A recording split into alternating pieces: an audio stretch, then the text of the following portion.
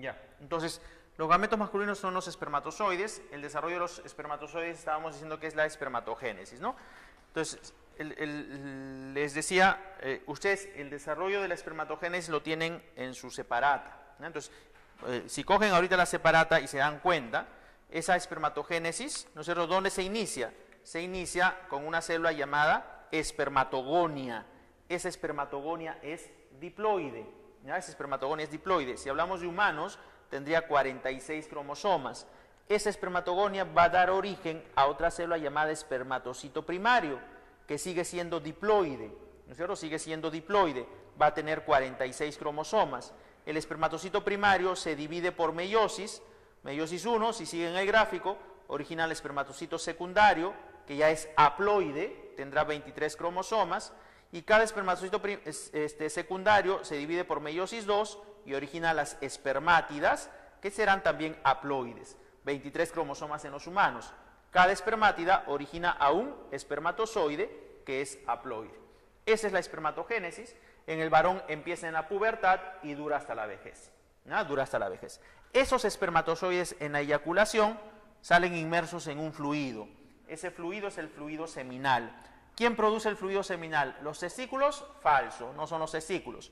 El fluido seminal es producido por tres estructuras: la próstata, la glándula de Cooper y la vesícula seminal. Estas tres estructuras son las que producen el fluido seminal. ¿Cuál es la función del fluido seminal? Tres funciones. Una, ser el medio de transporte de los espermatozoides. Los espermatozoides son transportados por el fluido seminal. Dos, es que va a proteger a los espermatozoides. ¿Por qué? Porque el fluido seminal neutraliza la acidez de la vagina. La vagina tiene un pH muy ácido, que podría matar a los espermatozoides. Entonces, este fluido seminal protege a los espermatozoides. Y tres, el fluido seminal contiene fructuosa.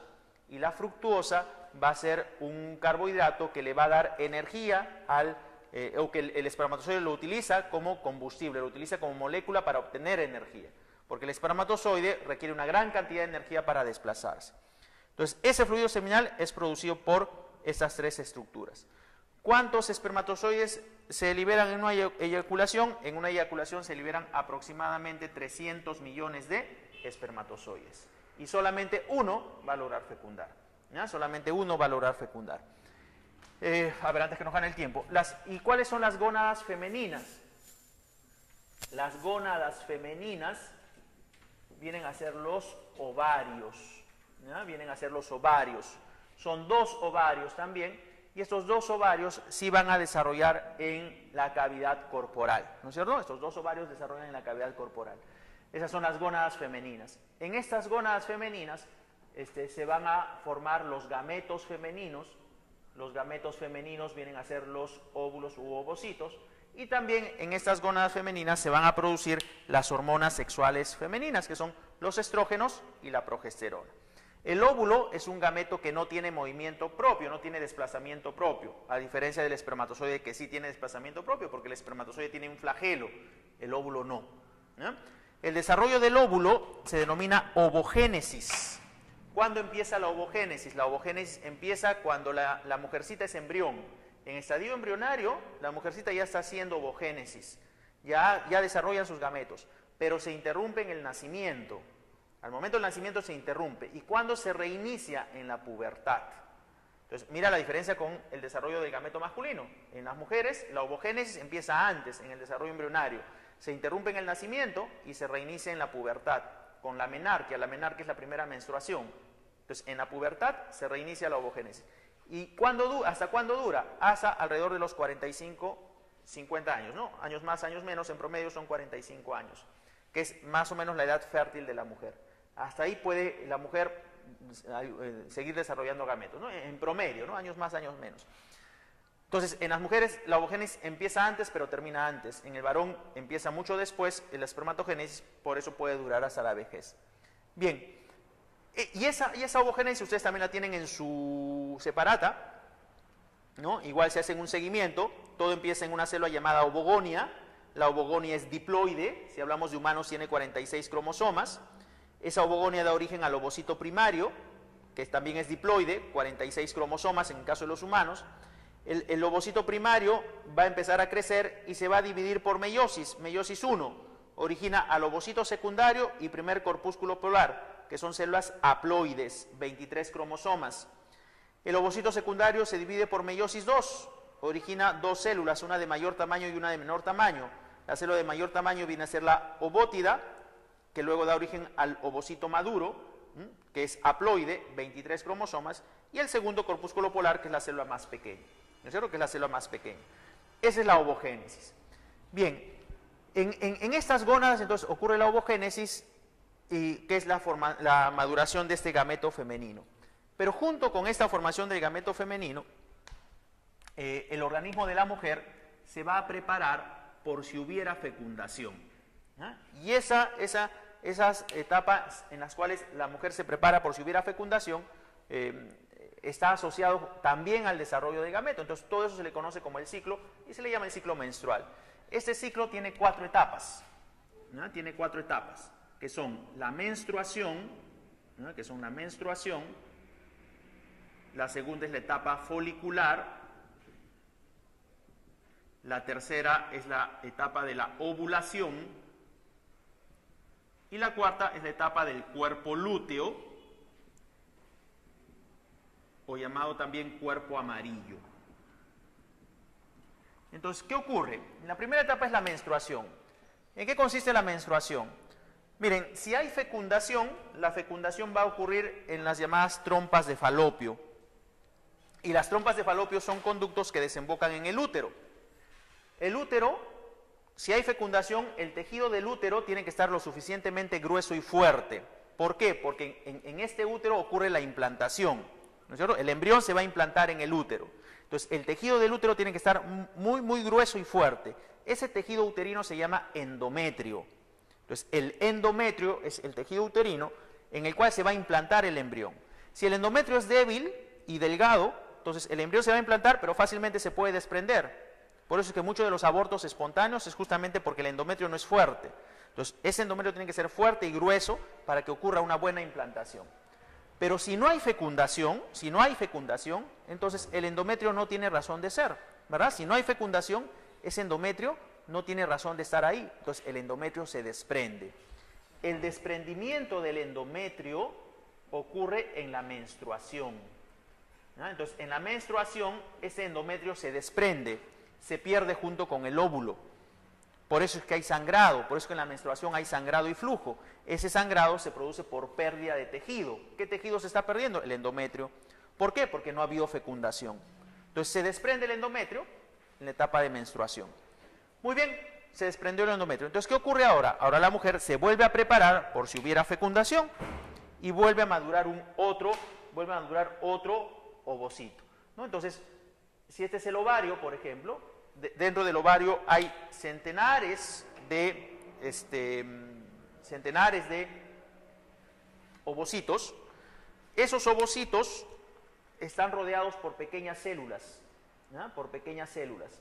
A estos ovocitos rodeados por pequeñas células, ¿no? A todo esto se le denomina el folículo ovárico, ¿no? Toma el nombre de folículo ovárico.